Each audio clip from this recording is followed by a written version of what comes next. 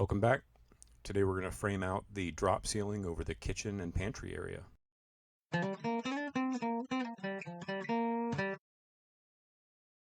Originally we considered having the vaulted ceiling carry throughout the great room and the kitchen, but we need to have a drop ceiling over what will be a pantry on this side, as well as sort of a pocket for the refrigerator, above which we'll have some cubbies or cabinets.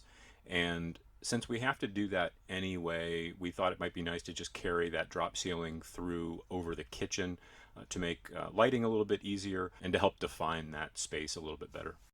Because the height of the drop ceiling is going to be driven by the height of the top plate of the left wall, finding where I need to put it on this right side pony wall is fairly easy because I just need to make sure that it's level. But then I'm going to have to figure out the connections that go across the room, because there's about a 12-foot gap where I'm going to need to have a rim joist to carry the primary joists for the drop ceiling. And for this section I don't need that because I have the studs on both walls. So I put a ledger board underneath, and I'm going to remove that when I get done, because we'll have plenty of connections to the studs that are on the right. Plus there's going to be a mid wall between the pantry and the pocket for the refrigerator that will also carry the load for these primary joists, at least in this section. And because we have a mid-wall support, while the plans call for 2x10s for the drop ceiling, that's primarily because there's a pure span over the main part of the kitchen. But because we have a mid-supporting wall in this section, I'm going to scale down to 2x8s because I have them, and there's no reason to use a 2x10 if I don't have to. And I'll use 2x10s under the larger span, which we'll see in a few minutes. To go back to layout for a second, the studs on the left wall and the right wall are in the exact same location because I measured them the exact same way coming off of the outside of the sill plate originally.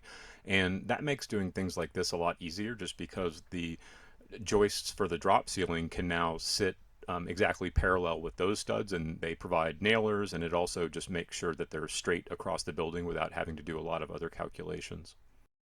So one thing that you may not know if you aren't a framer or if you haven't worked from plans before, there's a lot of detail about what the house should look like, but there aren't a lot of details about exactly how that's accomplished from a framing perspective. So many times you have to kind of go in and just figure out how you want to put something together in order for the final product to be what you want. So what I'm doing here is I'm creating a small 1.5-inch pocket. It's actually not quite 1.5 inch. It's probably just a little bit over an inch, because it's going to be parallel across the room with the drop ceiling that I created on the other side. And so this will catch the other side of the rim joist that I'm going to put up in order to then attach the primary joists for the drop ceiling. There are obviously a few different ways you could cut out this pocket in the post. I chose the skill saw because I had it on hand. I could have also set up a router. I didn't have it set up to do this, so it would have taken me some time to set up. Running the skill saw just with a bunch of very narrow parallel cuts will take a lot of the meat out, and you can knock it out pretty quickly with the hammer like I did. And then after that, I just went at it with a chisel for a little while. I think it probably took me about 30 minutes. And this is just a nice clean way to get the pocket the exact size that you want it and need it. I do need to get this chisel sharpened, and meaning I just need to sharpen it.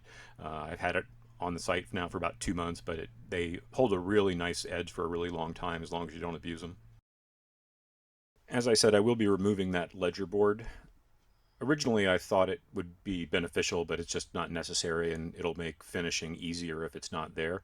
And I've installed the rim joist that will run across, and the bottom of that rim joist is level with the bottom of the finished drop ceiling.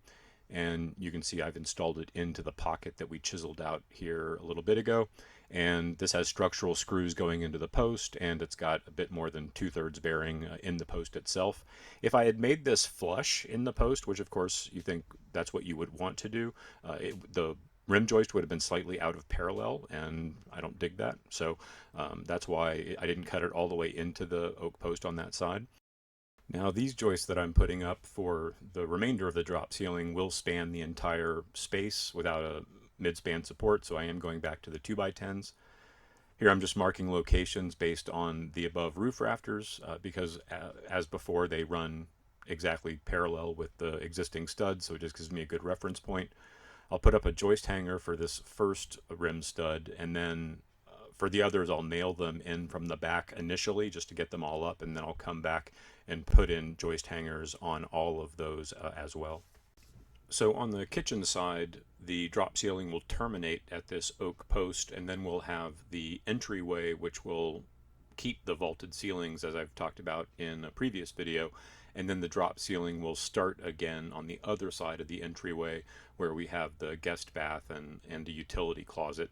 So in between there, of course, we'll have to build out the framing for the little triangle wall above the drop ceiling so it can carry drywall or whatever finish material we ultimately end up using. But once you finish defining the space with the primary joists for the drop ceiling, creating those little walls is pretty simple, and we'll look at that in a second. Then we'll just finish up nailing off the tails on either side. There's a lot of meat to nail to, which is nice, and that pretty much completes the drop ceiling from the joist perspective. And here I've already put together the little wall. I just added a 2x4 to the bottom of that rim joist, and then put 2x4s sideways every 2 feet because they're not going to be carrying much from a drywall perspective, and that will provide a wall for that area.